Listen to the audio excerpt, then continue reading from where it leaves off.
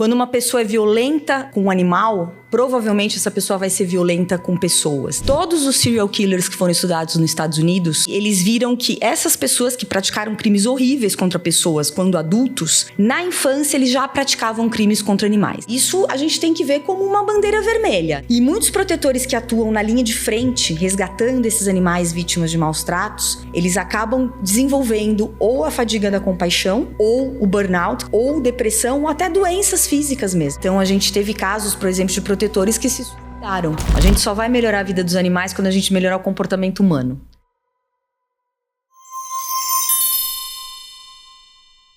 Bem-vindos ao Wine Opencast, onde bons vinhos encontram boas conversas. Esse é o podcast que abre para conversas profundas, necessárias, dessas que exigem escuta, responsabilidade e ação, sempre trazendo o vinho como contraponto. Então, para você que se interessa por vinho e histórias inspiradoras, se inscreve no canal, ativa o sininho, curta e compartilhe os nossos vídeos. Isso nos fortalece muito e ajuda o nosso canal a crescer. E hoje o tema é urgente, é violência contra os animais e o que ele revela sobre padrões mais amplos de violência na sociedade.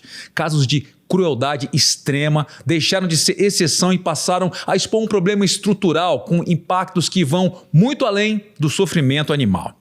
Para essa conversa, a gente está recebendo aqui uma especialista que atua na linha de frente desse tipo de enfrentamento. Médica veterinária, diretora técnica do Instituto Ampara Animal e referência no Brasil na teoria do elo, que conecta maus tratos de animais a outros traumas de violência social. Ela acompanha de perto casos emblemáticos que chocaram o país e ganharam projeção internacional, como o brutal assassinato do cão orelha, que escancarou falhas e urgência de mudanças reais. Rosângela Gebara, muito prazer em receber você aqui. Obrigado por atender o nosso convite. Bom, além desse assunto que se tornou mundialmente conhecido, né? Esse caso absurdo, eu queria que você começasse explicando para a gente um pouco o que é essa teoria, a teoria do elo. Como é que ela funciona e qual o caminho que foi seguido para chegar até ela? Bom, antes de mais nada, eu queria agradecer o convite. É uma honra estar aqui para falar de um assunto tão importante com vocês. E a teoria do elo, ela fala sobre uma conexão que existe entre a violência contra os animais e a violência contra as pessoas. Quando uma pessoa é violenta com um animal, provavelmente essa pessoa vai ser violenta com pessoas. E quando as pessoas são violentas com pessoas, provavelmente elas são violentas contra os animais. Então isso gera um alerta, né? Quando a gente tem uma violência doméstica, os animais daquela casa estão correndo risco. Quando a gente investiga um caso de violência contra o animal dentro de uma casa, provavelmente os outros vulneráveis dessa casa, as crianças, idosos e mulheres também estão correndo risco. A teoria do elo nada mais é do que falar dessa conexão. E tem uma certa faixa etária que isso começa a se manifestar, porque, de certa forma, a gente encontra traços assim em crianças. As crianças, muitas vezes, elas são cruéis, né? Elas têm esse instinto mais primitivo e acabam, sem ter ainda maturidade, né, de limites e tal, sendo um pouco cruéis. Tem alguma faixa etária que isso é mais característico, ou ele pode surgir de um trauma e começar a se revelar na vida adulta, vamos dizer assim? Existem alguns estudos que mostram, por exemplo, que todos os serial killers que foram estudados nos Estados Unidos, que acompanhados, né, pelo FBI, eles viram que essas pessoas que praticaram crimes horríveis contra pessoas quando adultos, na infância eles já praticavam crimes contra animais. E uma infância muito jovem. Tem casos de crianças de 5 anos, de 6 anos que pegavam um passarinho, arrancava a cabeça de um passarinho. E não era aquela coisa que a gente vê muitas vezes, a criança não sabe como pegar um animal. É uma coisa de violência mesmo, né? Uma violência mais, uma crueldade mais deliberada. Então isso pode acontecer em qualquer idade. E existem teorias que falam que a criança pode ser violenta porque ela presencia a violência. Então muitas vezes ela vê o pai, a mãe chutar o animal dentro de casa, maltratar o animal. Então ela aprende, é uma violência aprendida.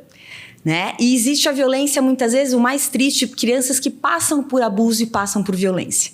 elas acabam descontando no animal. E existem as alterações comportamentais, as psicopatias, né? Então, assim, é sempre muito importante investigar o que está acontecendo. Quando você vê uma criança muito violenta contra um animal, você tem que entender o que está acontecendo. Então, ela está aprendendo, ela está vendo essa violência. Então, muitas vezes, um caso, a criança vê o pai bater na mãe. Ela vê uma violência dentro de casa, né? E aí ela acaba, no ser mais vulnerável que ela pode, ela acaba fazendo essa violência, replicando essa violência.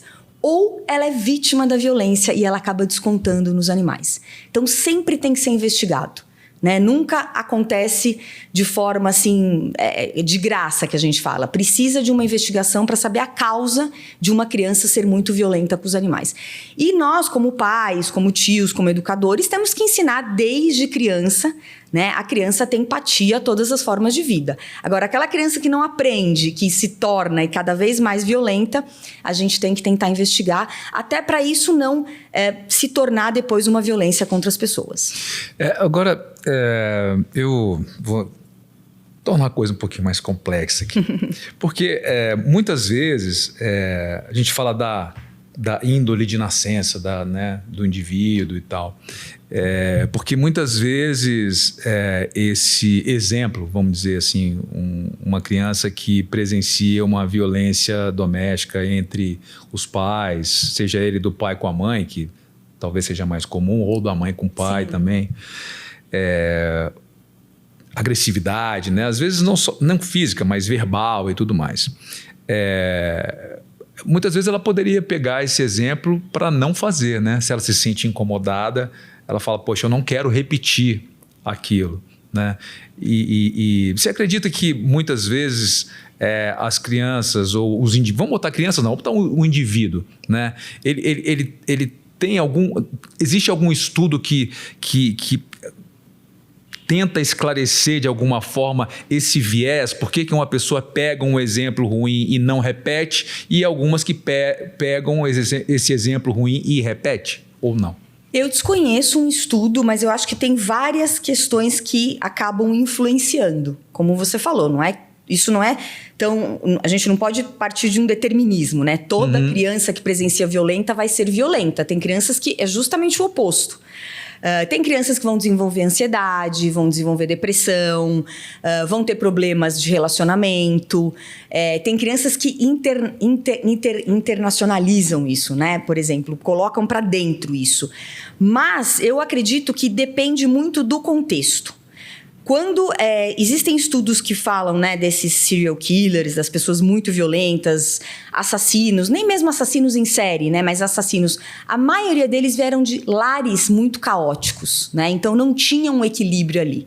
Então muitas vezes era uma mãe que cometia um abuso psicológico, um pai que cometia um abuso físico, as relações entre os irmãos não eram boas, então isso acaba fazendo com que aquela criança cresça nesse lar caótico e ou ela vai ter uma depressão, vai ter uma doença mental, ou ela vai superar isso, né? Tem pessoas que superam, ou muitas vezes ela vai externalizar isso de alguma forma de violência contra pessoas ou contra animais. Mas não existe esse determinismo, concordo com você. E voltando para a questão da parte teórica, né? Como é que isso é aplicado na prática? Então, isso começou a ser discutido, né? As pessoas que começaram a ver essa teoria do link ou a teoria do elo, elas não estavam preocupadas com os animais, elas estavam simplesmente investigando a vida dessas pessoas que praticavam atos de muita violência, crimes e crimes em série. E aí eles viram esse traço. Existe até um traço de um pesquisador do McDonald que ele fala que todos os serial killers tinham... ele encontrou 3 comportamentos na infância. Um comportamento era maltratar os animais, o outro comportamento era fazer xixi na cama até uma idade mais avançada, e o outro comportamento era colocar fogo nas coisas. E isso é conhecido como a tríade de McDonald. Óbvio, né? A gente tem que tomar muito cuidado quando a gente dá essa informação. Não é que a criança que põe fogo vai se tornar um serial killer, não é que a criança que faz xixi na cama vai se tornar um serial killer, mas ele viu esses 3 traços. E o que chama a atenção pra gente é que em todos ele viu esse traço de violência contra os animais. Depois, na década de 80, 2 pesquisadores que estudavam questões relacionadas com os animais, né, o Phil Arkle e o Frank Ashton, eles começaram a entender que essa violência contra os animais poderia ser um fator preditivo para a violência contra as pessoas. E eles começaram a tentar conscientizar, né, toda a parte de justiça americana para tomar um pouco mais de cuidado com os crimes contra os animais. Porque antes e até hoje, infelizmente, as pessoas não dão a devida, não aplicam a devida seriedade numa investigação num caso desse. Porque pensam, é um crime contra um animal.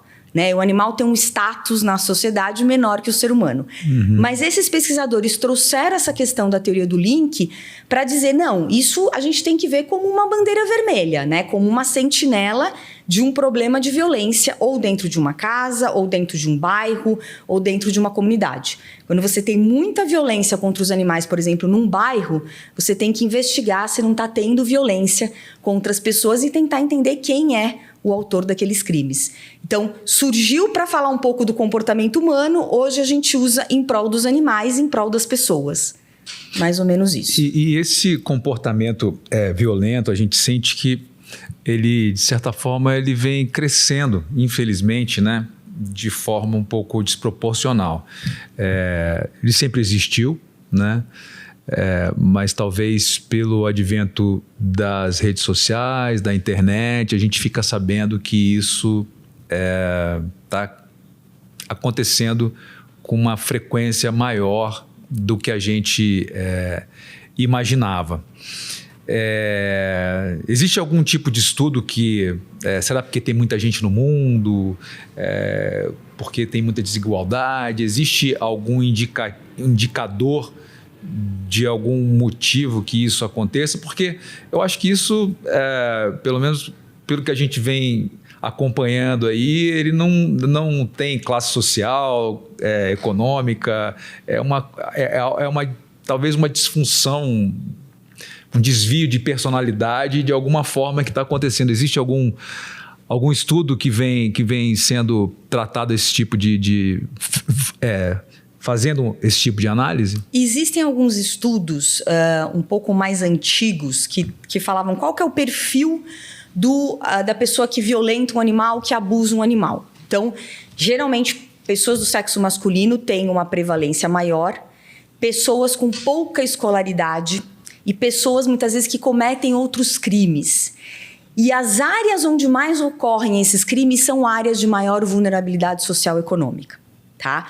Só que hoje, né, esse caso do Orelha, ele escancarou um outro perfil. Uhum. Né? Adolescentes de famílias abastadas, morando numa área que não tem nenhuma vulnerabilidade social e econômica.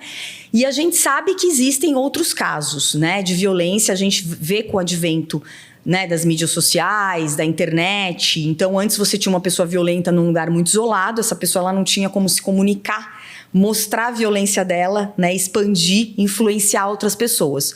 Hoje, se ela tem realmente uma psicopatia, um transtorno de comportamento, e ela quer fazer com que aquela violência dela seja vista, ela acaba estimulando outras pessoas nas mídias sociais.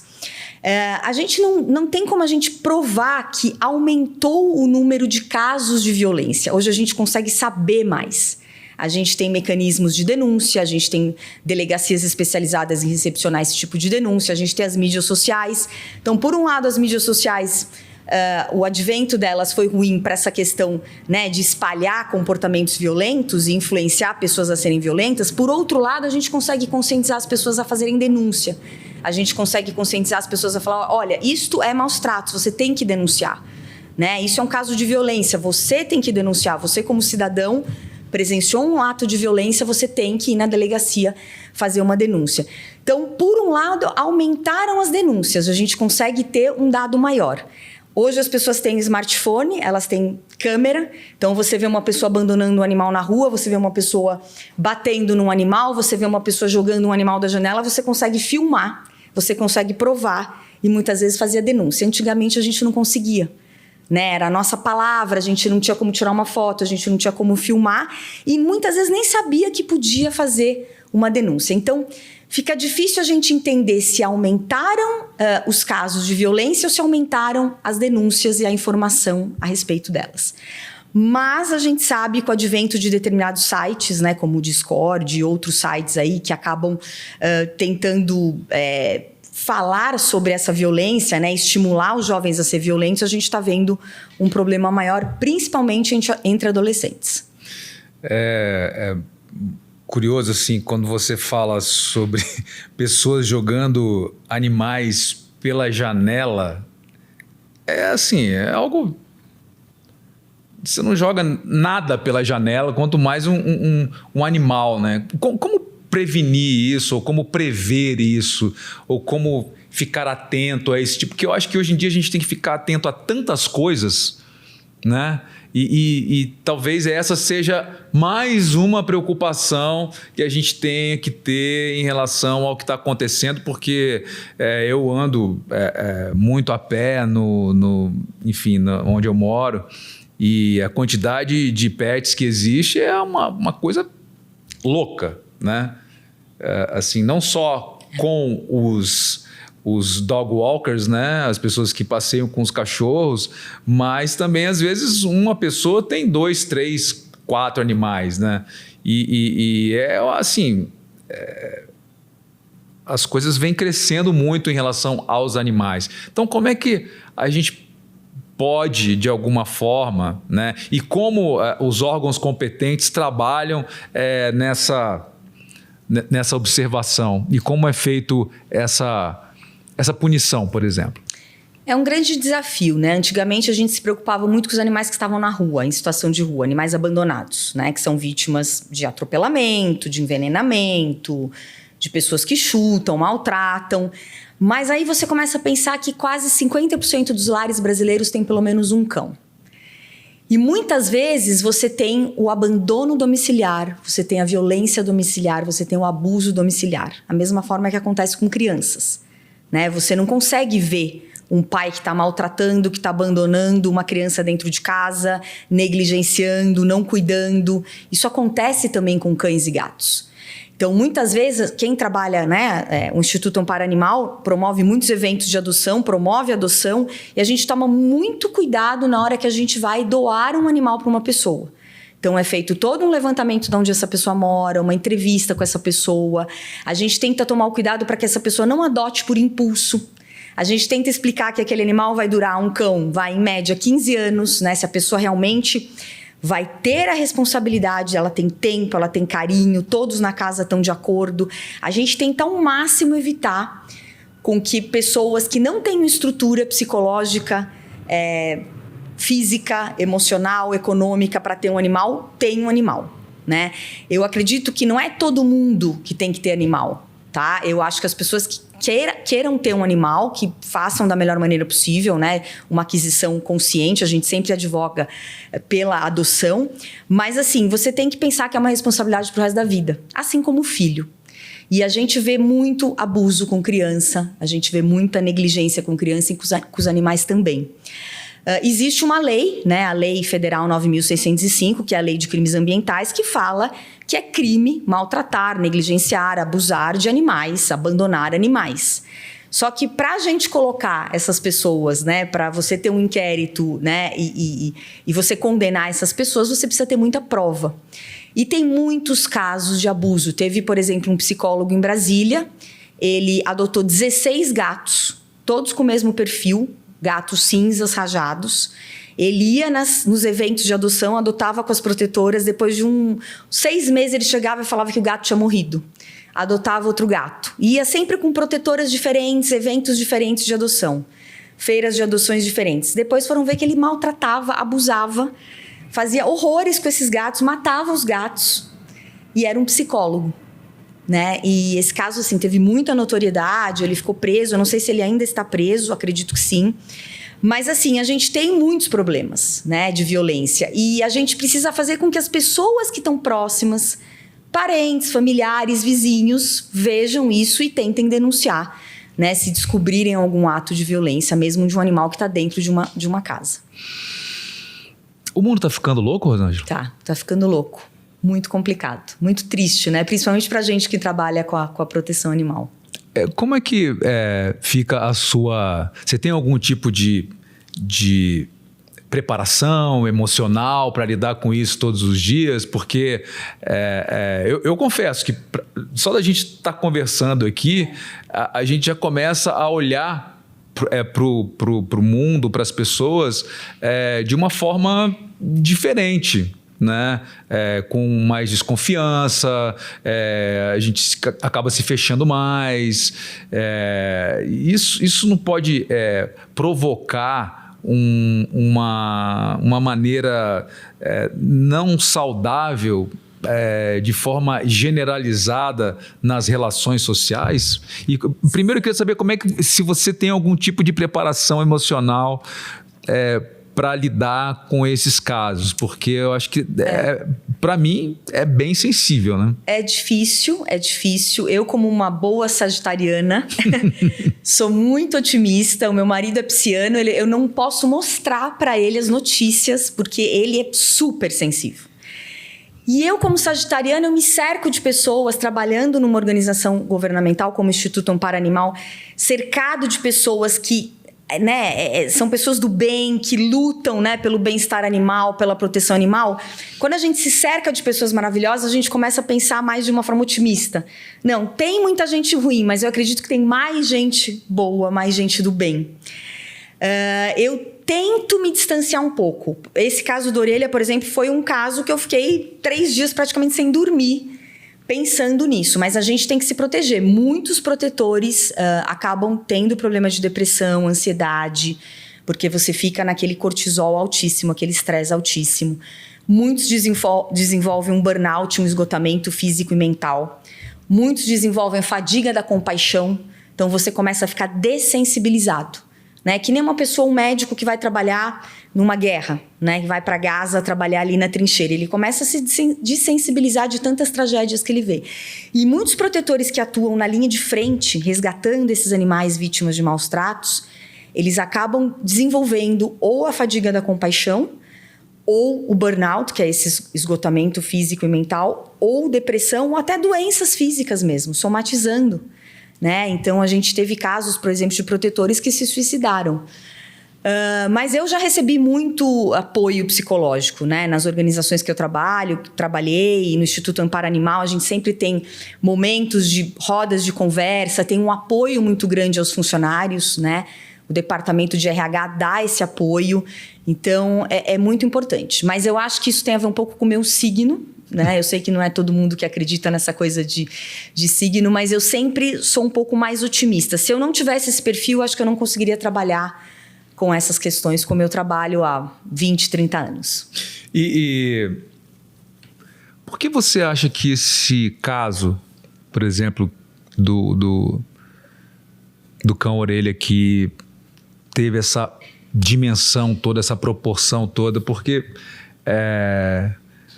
fazendo meu dever de casa, né, para te receber aqui, a gente acaba descobrindo sobre acontecimentos, não sei se pode se dizer assim, mas talvez até mais cruéis do que o cão-orelha sofreu, infelizmente, né? Talvez pelas pessoas que cometeram. Por que você acha que esse caso especificamente teve essa repercussão? Ou, de repente, o momento que a gente está vivendo está precisando desse tipo de alerta para que as coisas tenham um foco maior? É muito interessante essa sua pergunta. Eu também me perguntei isso, porque realmente, como você falou, toda semana a gente vê casos horríveis por esse Brasil afora. E o caso da orelha, talvez o que chamou mais atenção, era um cão comunitário que era amado, muito amado naquela região, né? Então ele era cuidado, ele tinha casinha, tinha foto, tinha filmagem dele. A questão do crime me chamou a atenção pela crueldade, por ser cometido por adolescentes. Eu acho que isso também foi um diferencial. E as pessoas que presenciaram isso começaram a fazer um alarde, né? Aquelas pessoas, os moradores da Praia Brava, começaram a colocar nas mídias sociais, começaram a fazer um alarde em cima dele e, graças a Deus, felizmente, isso viralizou, né? De tempos em tempos a gente vê casos como esse. O caso Sansão, inclusive, mudou a legislação em 2020. Foi um pitbull que deceparam, né, as patas dele, 2 patas dele. E depois disso, a lei de crimes ambientais, que era uma lei... os crimes contra os animais eram considerados crimes de menor potencial ofensivo. Depois do Sansão, do caso do Sansão, veio a lei Sansão e mudou. Então, quando é um crime contra cão e gato, a pena é maior. Ela pode ser uma pena de reclusão de 2 a 5 anos. Então, quando esses casos eles viralizam, muitas vezes você consegue ter, né, uma mobilização da sociedade maior e você consegue ter realmente os parlamentares apresentando novos projetos de lei e muitas vezes mudanças, né, na questão da legislação. Mas, infelizmente, a gente tem muitos casos como esse, semanalmente, aí que muitas vezes não chegam nas mídias. Então, esse caso teve essa particularidade. Eu acredito que porque era um cão comunitário daquele local e o crime foi um crime muito violento praticado por adolescentes, né? Ou um adolescente. A gente ainda não sabe porque as investigações estão muito nebulosas em relação a esse caso. Porque inclusive eu vi que teve um dos adolescentes que foi acusado e parece que houve ele conseguiu provar de que ele não tinha participado e aí os pais estavam preocupados porque mesmo ele não tendo participado, ele estava sendo incluso por ser amigo, talvez, das pessoas que cometeram. Enfim, eu acho que a gente está passando por um momento também, né, Rosângela, de impunidade que a gente acaba fazendo o nosso próprio julgamento e talvez esse julgamento seja extremamente grave também, né? Porque, na verdade, eu acho que como a gente acha, né? Todo mundo hoje é especialista. Nunca vi pessoas tão especialistas em tantos assuntos diferentes. Né?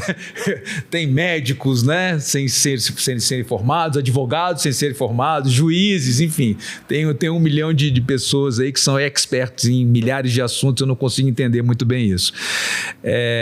Mas, enfim, como a gente às vezes enxerga algumas falhas, a gente acaba querendo fazer a famosa frase justiça com as próprias mãos ou com a própria fala, né?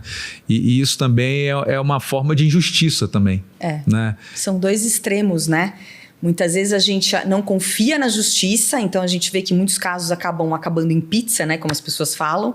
E eu me lembro daquele caso da escola modelo, eu não lembro exatamente o nome, né? Que todo mundo falou muito mal dos donos da escola. Sim, né? Bem lembrado esse caso. E parece que houve até depois um suicídio e depois a pessoa era inocente. Então a gente tem que tomar muito cuidado.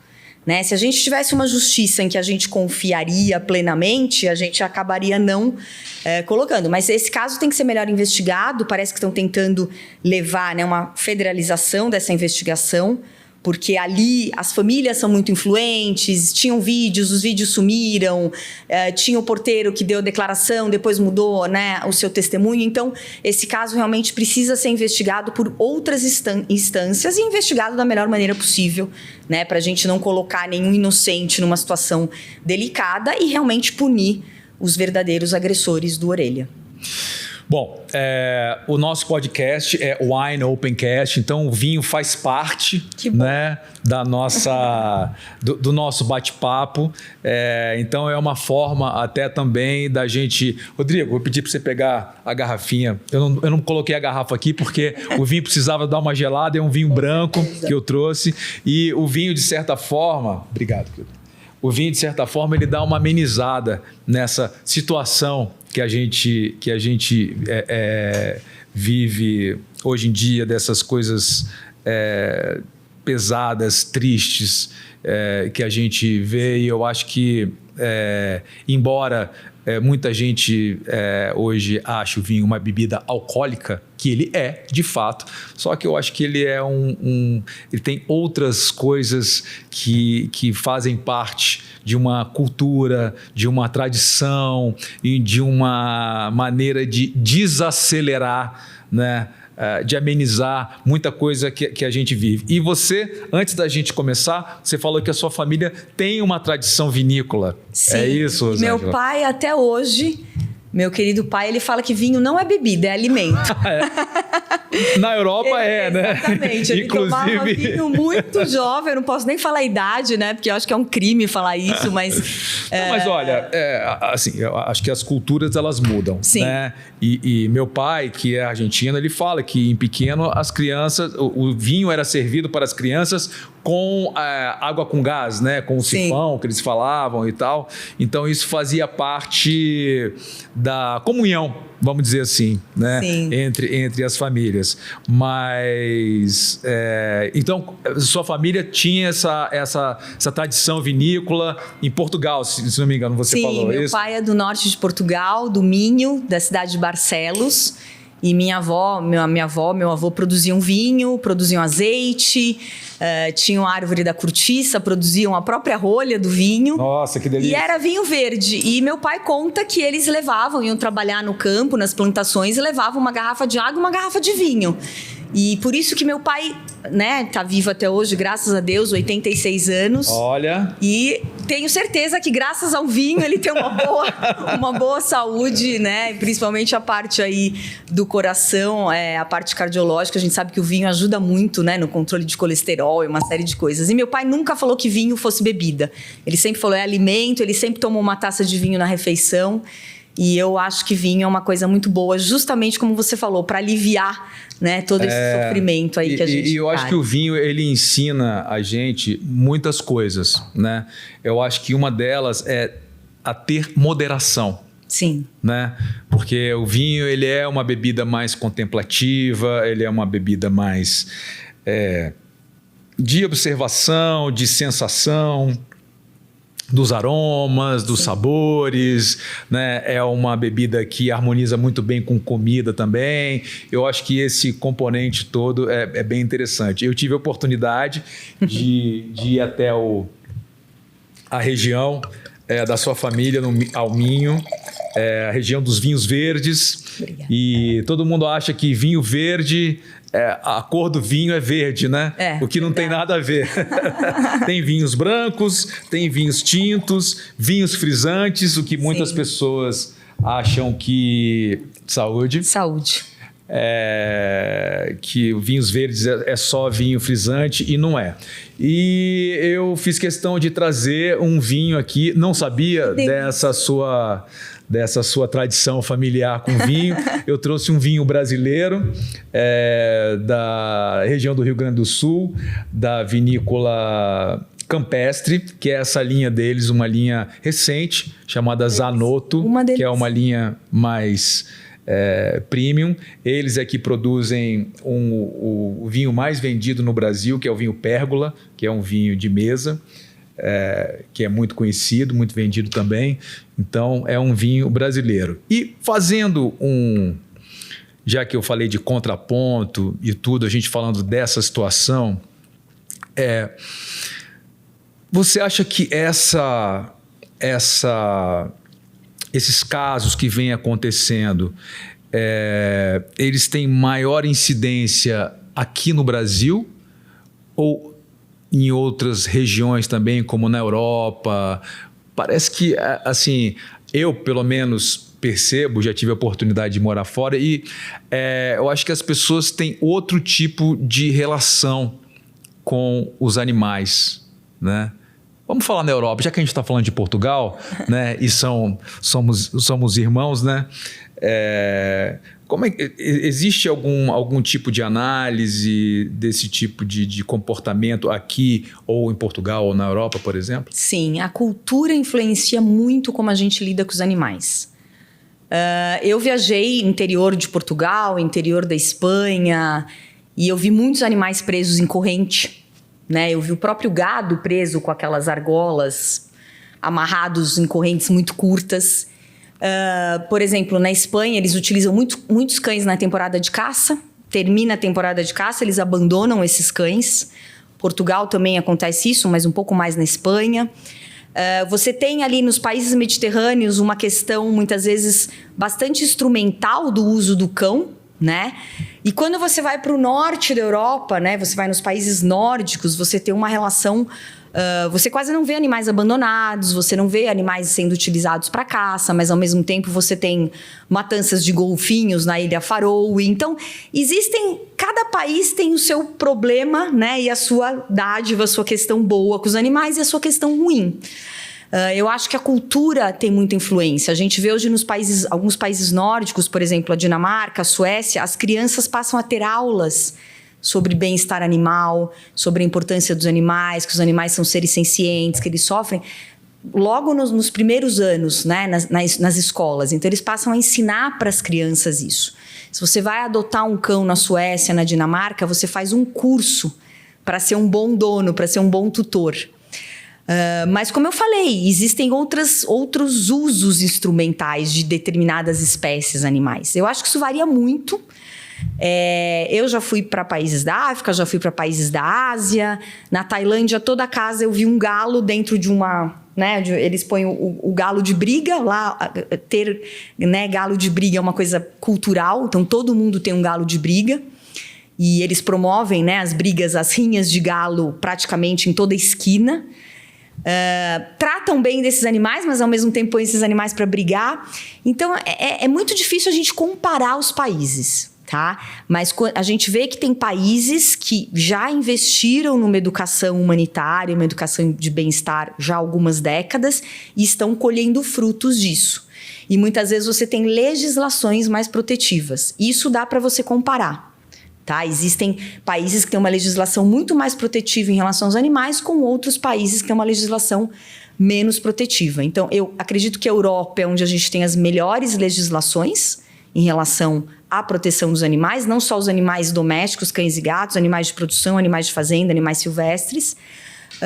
E o Brasil, comparado com outros locais do mundo, a gente até que tem uma legislação bastante importante. O que a gente precisa melhorar é o fato da recepção da denúncia, da investigação da denúncia e realmente na aplicação da lei. Né? Se a gente for ver, a nossa lei brasileira é uma lei boa. A gente tem uma lei que fala que é crime maltratar os animais e as pessoas podem ir presas por causa disso. O problema é que a gente não tem uma cultura de denúncia e a gente não tem muito como aplicar essa lei. Muitas vezes essa lei acaba tendo uma transação penal, enfim, atenuantes, e a pessoa não vai presa de verdade. Não sei se eu te respondi ou se eu te deixei mais... Sim, e curioso que você me lembrou de um episódio que eu vivi já há alguns anos, na região ali do Ceará de Jericoacoara. Jericoacoara é um lugar onde não entra carro, né? Porque é areia para tudo quanto é lado, e eles tinham os burros. Os burros, né? Os jegues. Os jegues. E aí todo mundo tinha um jegue, então ele cuidava do seu jegue. A partir do momento que a condição financeira deles melhorou e eles tiveram dinheiro para comprar aqueles bugzinhos, né, de moto, os quadriciclos, motos também, eles começaram a abandonar os jegues. E eles aí eles começaram a invadir jardim para comer, eles não passaram a não ser tratados, né? E isso é muito triste porque assim, você acostuma o animal a ter um tipo de tratamento, né? E depois você simplesmente abandona. Então, na época que eu fui, se não me engano, foi 2012, 2011, tinha uma quantidade de jegues abandonados, assim, enorme. E faz muito tempo que eu não vou, não sei como é que ficou essa situação. E aí você citou na Europa o caso dos cães que são usados para caça, eles também... porque eles têm uma certa idade para fazer esse tipo de serviço e acaba depois que são abandonados. Existe alguma entidade que cuida disso? Sim, existem várias ONGs trabalhando com isso, legislações, campanhas de conscientização, porque muitas vezes é mais barato você abandonar aquele cão, pegar um cão novo, treinar aquele cão de novo para ele ir para a temporada de caça. E muitas vezes os cães se machucam, né? Ficam debilitados, cães mais velhos. E essa questão dos jumentos, dos jegues, é um problema muito grande. Tá? Hoje no Brasil tem milhares e milhares de animais como esse, muitas vezes sendo atropelados nas estradas. Né? Existem organizações que trabalham em relação a isso. O mercado chinês está comprando esses animais para abater esses animais por conta de uma gelatina, uma proteína, um colágeno que tem embaixo da pele deles, que chama Ejiao, que eles usam na medicina tradicional chinesa. Então foram montados, né, abatedouros de jumentos no Nordeste. Está até assim um perigo dessa espécie entrar em extinção por conta disso. As pessoas abandonaram porque, como você falou, compraram um triciclo, um quadriciclo, uma moto. Os animais ficam muitas vezes à deriva, né, doentes no meio da estrada. E agora existe esse comércio de tentar abatê-los para a extração desse colágeno, dessa proteína. Que é uma proteína que dá para ser feita de forma artificial, mas pela medicina tradicional chinesa teria que ser realmente extraída de um animal e não ser feita de forma artificial, essa proteína. Então é uma outra luta da proteção animal brasileira para salvar, né, os jumentos brasileiros, que é uma espécie que realmente pode entrar em extinção, né, pode acabar se a gente não preservá-los. E uma espécie que ajudou tanto a sociedade, né? A gente sabe que carregou aí e ajuda em vários continentes, né? Então, outro problema aí que a gente está enfrentando. Quando você está na sua casa, tomando seu vinho, e você começa a refletir sobre essas coisas, qual a solução? Olha, a solução, eu acredito que é a educação, a conscientização, a sensibilização. A gente só vai melhorar a vida dos animais quando a gente melhorar o comportamento humano. Então, quem gosta de bicho e fala, não quero lidar com pessoas, está errado. A gente tem que lidar com pessoas, né? A gente tem que lidar com tudo que está aí, né? Com os insetos, com os mosquitos que nos picam, com tudo, né? Assim, é interessante, eu fui a uma exposição no final de semana lá em Itu. Era uma exposição que fala sobre a natureza, né? E que o homem, talvez por ser um ser pensante, um ser diferente, né, da maioria dos animais e tal, ele não se vê como parte da natureza. Né? Eu vi um documentário falando que pegaram crianças das cidades e pegaram crianças indígenas e pediram para eles desenharem o que para eles era a natureza. Aí as crianças da cidade desenharam plantas, árvores, animais, bichos, e o indígena desenhou a mão dele. Olha, que me arrepia, né? Pensar isso. Então, eu acho que é uma conscientização, como você falou.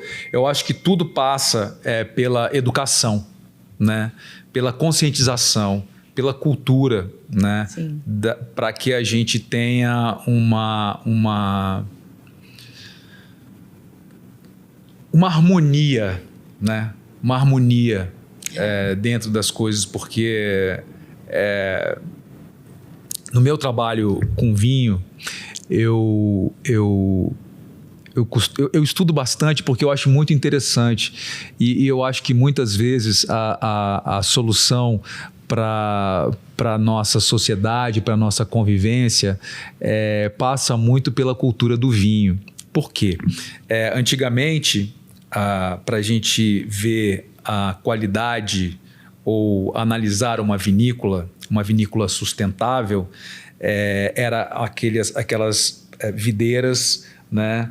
Como a gente até comentou antes, né? No meio tudo limpinho, as videiras todas bem cortadas e tal. Hoje, quanto mais folhas tiver no meio, quanto mais outras plantas tiverem em volta, isso tudo para que a gente não use pesticida, para que a gente não use produtos que venham a fazer mal à nossa saúde. Agrofloresta. Então, existe produção de vinho em agroflorestas? Assim? Existem algumas. Existem algumas. Mas as próprias vinícolas que têm Algumas nem têm certificação orgânica porque isso é caro, mas elas são orgânicas. Que bom. Né? Então, elas criam ambientes onde você não precisa usar um pesticida e a própria natureza ela protege a videira. Existem técnicas, né, eficazes para isso. Muitas vinícolas estão fazendo isso e tendo resultado, inclusive do próprio solo. Né? Eu visitei uma vinícola uma vez na França, na região de Bordeaux. Eles demoraram 10 anos para limpar o solo. Meu Deus. Para limpar o solo. Então, é algo que a gente, fazendo um pouco essa analogia, que é um pouco o meu trabalho com vinho, acho que talvez passando por essa cultura, passando por essa educação, a gente consiga viver de forma mais harmoniosa e talvez isso possa diminuir essa violência desenfreada. Exatamente. Que essa escalada violenta que a gente está vivendo, e eu acho que não passa só pela impunidade. Sim. Eu acho que passa por alguns lugares assim que a gente nem tem condição de avaliar ainda. Exatamente. E trabalhar a prevenção, né? Quando a gente cria crianças mais empáticas com os animais, a gente está criando crianças empáticas com todo mundo. Eu acho que esse é o caminho. Bom, a gente vai se conectar agora aqui em vídeo com o Coronel Hobbes, um dos responsáveis pela promoção da teoria Elo no Brasil. Coronel, qual a sua opinião sobre os últimos acontecimentos da violência contra animais aqui no Brasil? E eu queria que o senhor falasse um pouco também sobre a legislação sobre esses casos aqui no Brasil. Em relação à violência contra os animais no Brasil, a pergunta que a gente tem que fazer é: elas sempre aconteceram e a sociedade não tinha percepção de que elas acontecem? Ou essa percepção de aumento de violência contra os animais começou agora? Ou seja, esses atos começaram a acontecer mais? Na minha opinião, eu acho que esses atos de violência sempre acontecem, sempre aconteceram, e agora eles têm mais difusão. A sociedade tem tido uma falta de tolerância para a crueldade animal. Você vai vendo a evolução de como a sociedade vem lidando com esse assunto. Então, hoje você tem vereadores, deputados e até senadores com bandeira de proteção dos animais. Isso é uma evolução da sociedade. Na verdade, essas pessoas estão sendo colocadas lá por uma bandeira que todos nós cada vez mais defendemos. O que nós precisamos, na verdade, hoje para que essa proteção seja mais efetiva? Detectar sintomas para que elas não aconteçam. Né, fazer o que a polícia chama de prevenção primária. Ou seja, aqueles sinais que são possíveis de detectar, que eles sejam detectados e rapidamente avaliados para evitar que situações como essa aconteçam. O que eu estou dizendo? A gente depende muito, Juan, das pessoas, porque a maioria das ocorrências de maus tratos aos animais acontecem dentro de casa. E eu estou falando só dos pets, eu não estou falando do tráfico de animais silvestres, que impõe maus tratos absurdos, mas que as pessoas também não veem. A gente depende de denúncias da população, porque acontecem dentro de casa. Né? E se a população, às vezes, um próprio membro da família não denuncia, ou um vizinho não denuncia, ninguém fica sabendo. Né? Só para você ter ideia, a Polícia Militar do Estado de São Paulo, nos últimos 5 anos, registrou, em média, 25 mil ligações do 90 só para maus tratos aos animais. E aí vem aquela pergunta, né? Quantos orelhas não tem nessas 25 mil denúncias e mais? Quantas vítimas, pessoas, também não estão sofrendo maus tratos que poderia ser detectada a partir de um atendimento de uma ocorrência de maus tratos aos animais e que acaba evitando que pessoas sofram, né? Porque a própria teoria do elo indica isso, né? O mesmo autor que maltrata animal é quem maltrata os membros da família e vice-versa. A pena para esses tipos de crime são 2, tá? Para quem maltrata animais que não sejam cães e gatos, a pena é de 3 meses a 1 ano de detenção, mas multa, tá bom? E para quem maltrata cães e gatos, desde 2020, a lei sanção que alterou, que incluiu o parágrafo 1A, né, no artigo 32,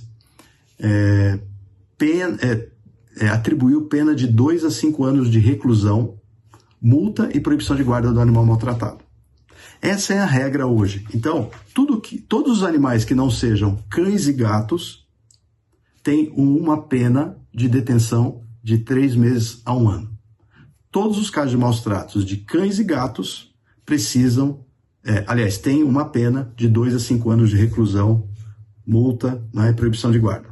Na prática, o que acontece? Isso é até um objeto de crítica, porque em 2020, quando foi elevada a pena, só elevou para cães e gatos e não levou em consideração as demais espécies, como, por exemplo, o tráfico de animais silvestres. Ele tem uma sanção, né, que na verdade não existe o crime de traficar, mas existe o crime de maltratar, de transportar animal silvestre, comercializar, expor à venda. Tudo isso está lá no artigo, na Lei de Crimes Ambientais, né, tem essa pena de 3 meses a 1 ano de detenção, quando configura os maus tratos. Então, as críticas, o pessoal chama isso de especicismo, ou seja, eu escolho as espécies em que eu vou atribuir maior ou menor pena, o que, sob o ponto de vista do direito animalista, está errado.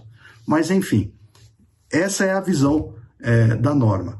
E eu continuo explicando que nós não sabemos, a lei não consegue tipificar todas aquelas condutas que são consideradas maus tratos aos animais. Por isso nós chamamos que é uma lei penal em branco. Ela depende de complementação. Ou seja, hoje você tem o próprio decreto 24.645 de Getúlio Vargas, de 1934, né, que define alguns atos de maus tratos aos animais.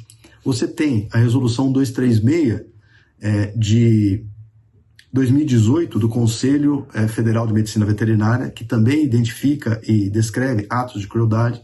E você tem uma série de atos esparsos do próprio Estado, tipificando, reconhecendo algumas condutas que são consideradas maus tratos. E essas normas, elas acabam complementando o artigo 32, seja para cães e gatos ou para os demais animais. É assim que a legislação enquadra os crimes contra os animais, assim que ela protege. Então, é isso. O que é importante saber, a lei só diferencia cães e gatos.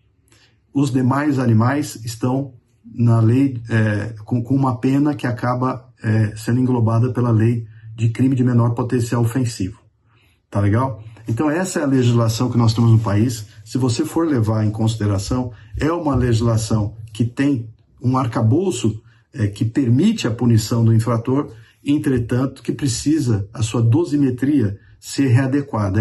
A dosimetria para os demais animais, ela é absolutamente inadequada aos crimes de maus tratos tão cruéis, tantos quantos, né, como, por exemplo, o tráfico de animais silvestres que acontece no nosso Brasil afora e que tem uma pena ridícula que acaba incentivando que o tráfico continue acontecendo, porque o tráfico vale a pena. Tá bom? Eu espero ter esclarecido e agradeço mais uma vez a oportunidade. Quero ser convidado aí para tomar um vinho e falar bastante sobre esses assuntos, que tem podcast para mais de metro aí, tá bom? Um abraço a vocês, obrigado mais uma vez. Obrigado, Coronel Hobbs, pela sua participação especial aqui, a nossa primeira participação, viu, Rosângela? Especial aqui no nosso podcast. E queria saber de você, qual seria, na sua concepção, no seu olhar, o que se pode se falar assim, qual seria o lado positivo dessa tragédia